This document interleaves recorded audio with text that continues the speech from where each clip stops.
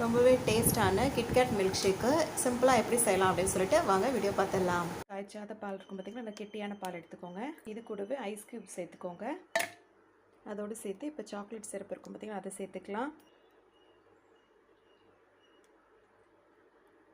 அது கூடவே கொஞ்சமாக கொக்கோ பவுடர் சேர்த்துக்கலாம். இதோடய சேர்த்து ஆட் பண்ணிவிடுங்க. இப்போ ஃபைனலாக கிட்கேட்டை பிரித்து போட்டுடலாம். இது கூட சேர்த்துக்கோங்க. அது கூடவே திரும்பவும் கொஞ்சம் பால் சேர்த்துக்கோங்க.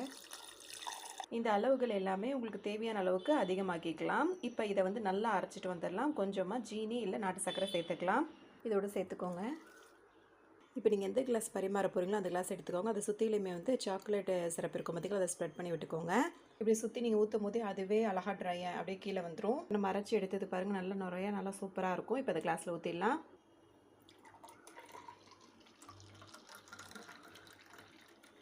அவ்வளோதாங்க, சூப்பரான கிட்கேட் மில்க் ஷேக் ரெடி ஆகிடுச்சு. இது